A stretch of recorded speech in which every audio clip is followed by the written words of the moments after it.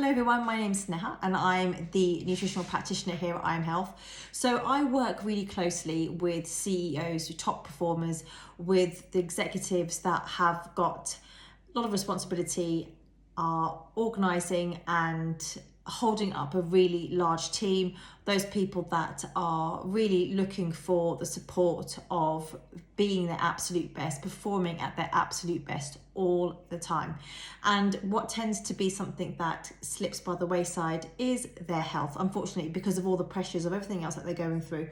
And so I thought the best topic to start off with today would be one of why CEOs burn out faster. Now, high performers operate in a constant decision-making loop. It's forever that thinking, that doing, that doesn't seem to ever be a switch off time.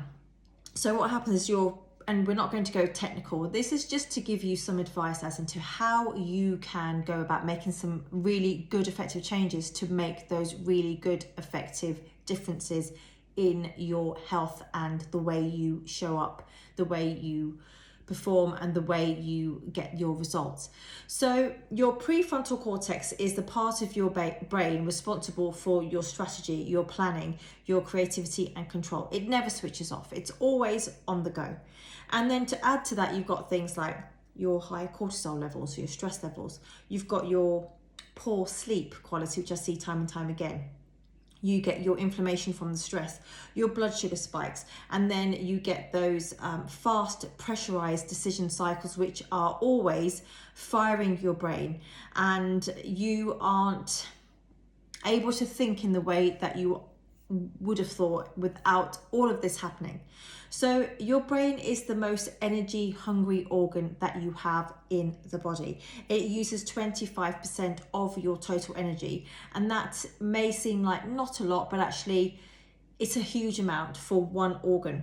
And when the body is inflamed or it's stressed or it's nutritionally depleted, the brain is the first to suffer. So people often think, oh my goodness, why am I always forgetting things?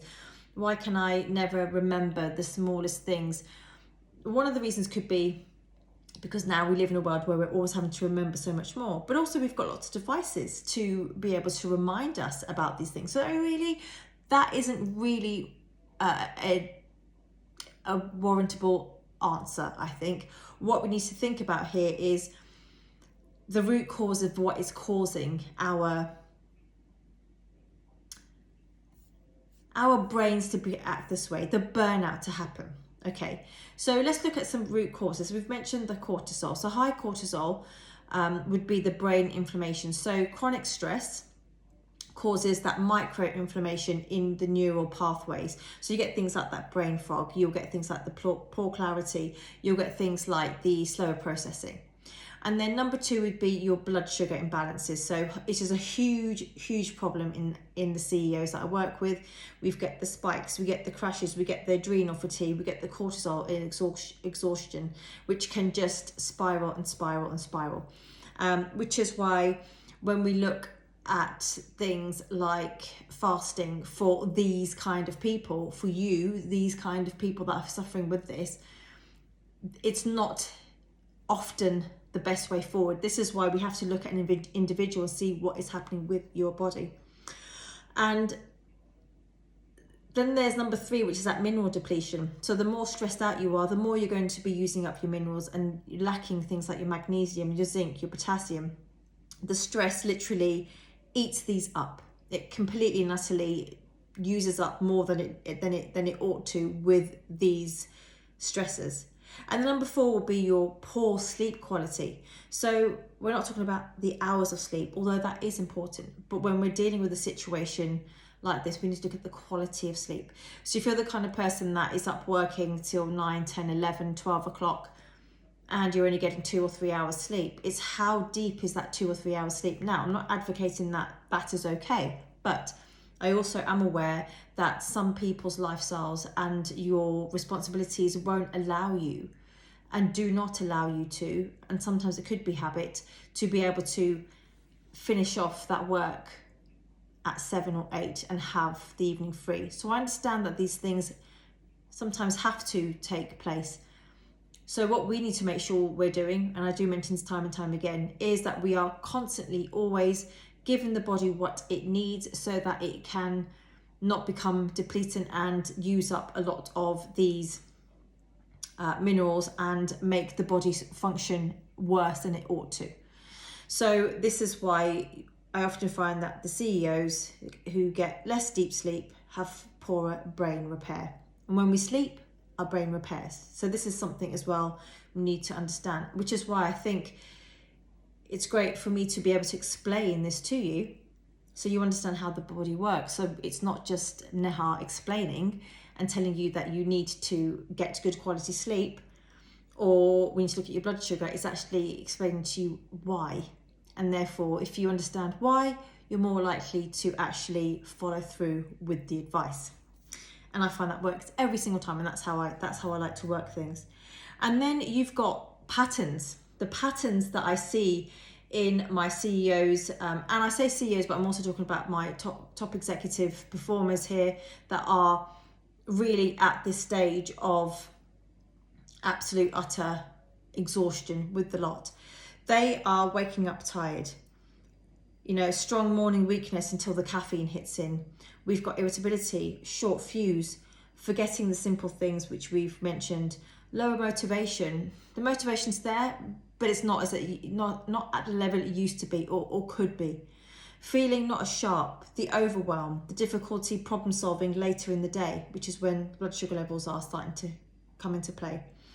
And so when I run the functional assessments, what I tend to see here is, again, that high cortisol, so that high stress level, low magnesium. This is a few examples. Things like gut inflammation, almost always. The blood sugar instability, which we're getting with the blood sugar dysregulation, low vitamin D, and high oxidative stress from all of the toxins, from, you know, just the body not being able to clean itself and repair itself properly. So that's where the oxidative stress comes from, okay? So I don't want you to feel bad that you've got these symptoms, but what I do want you to do is to think about how long can you sustain this way of feeling, this way of being, because it's only a matter of time before you're not going to be able to carry on, or there will be something that breaks. And often it's the human body that will break. So we need to make sure that we're giving you the right conditions to be able to thrive. And like I said, and I'll always say, I'm not going to come in and I'm not saying to you now to reduce your work days down to 3 or 4 days a week, or even 2 days, or even 1 day, to go to bed at 8 o'clock, to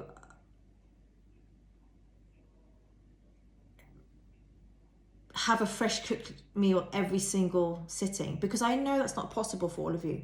But if we can do some of those things, whatever's possible, and add in enough support where you can really give your body the conditions it needs to be able to thrive, then we're not going to be in a depletant state. Our bank balance is always going to be in a positive and not in a negative. Okay? So this is how we need to think it. So the few things that you can do quite simply and quite quickly would be to, number one, stabilize your blood sugar. So how can you do that? So you can do that by adding protein or fat to your first meal of the day. So stop skipping your meals. What I always see in my professionals with this kind of support that is needed, fasting doesn't tend to work. We need, because of the adrenal stress there, the adrenals are a gland that sit on top of the kidneys, and they are constantly like this all the time. And that can cause a problem, yes, with the kidneys, but also with the cortisol levels and the stress levels. And this is when you're constantly in that fight or flight mode. So you probably would have heard of that too. The body is designed to go in fight or flight mode and then come out of both and rest. But the problem is that doesn't happen. So you're on a constant edge. So eating good quality protein, and actually in more often than not, unless obviously you've got some other underlying blood sugar dysregulations that we will find out about when working one-to-one is that eating little and often and eating that high protein is actually really suitable for you, so that you are able to almost relax the adrenals somewhat.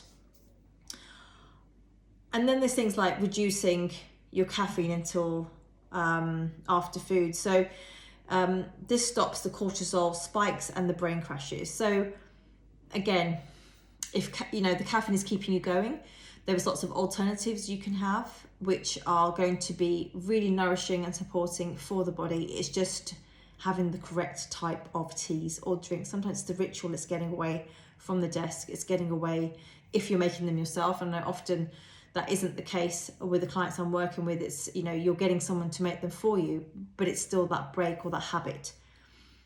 And but there is alternatives that can be had. And then it's increasing those magnesium-rich foods. So things like your avocados, your almonds, your pumpkin seeds, your spinach, all high in magnesium. I will say, however, you're not going to get enough of the magnesium from food alone. So this is where we need to be looking at ways we can be introducing the magnesium into the body as well, so that we're not depleted in that. And then it's building those 15-minute recovery windows. So just 15 minutes reduces that neurological load. Just to have 15-minute timeout, whether it be gazing out of a window, whether it be popping your head outside for fresh air, whether it be just going to your car to just go and have a bit of peace and quiet, whether it be going to the lavatory for 15 minutes, which if that's your only place to have a bit of peace and quiet, without a phone and without a device, may I add. Okay, so like those 15 minutes, for some of you might seem like an awful long time, too long to be away from doing what you're doing. But for some of you, it might be an utter and complete deserved break. And I would certainly say it would be a well-deserved break. But it will be so effective for you because it just helps your brain to rest. And when you've rested, you're able to continue with your challenges and your tasks going forward. So I will leave you with that for now. And you've got a few tips there that you can pick up on and start actioning quite quickly. And actually, sometimes they're really simple things that we don't think of doing. But now you've been given a reminder, so you can go and do. If you're noticing that your mental sharpness is changing, it's not aging. It's psychology. And it's reversible. And it's reversible if you do the correct things. Without your brain and without your health, you cannot do what you are continuing to do. You won't be able to run your businesses. You won't be able to run your empires, and you won't be able to make those healthy decisions. So this is something you can change now. You can take action on now. My January consultations are open. They're limited. And I only work evenings for those with those demanding schedules, and because it fits in with my schedules too. So if you want a high performance protocol, personalized for you, send me a message, CEO Health, and I will do my best to accommodate you or anyone that you know, so that you can feel your best, not only for 2026, but for the rest of your life. So from me, Neha, here at I Am Health, I wish you the best of health, and I will see you again tomorrow. Bye-bye.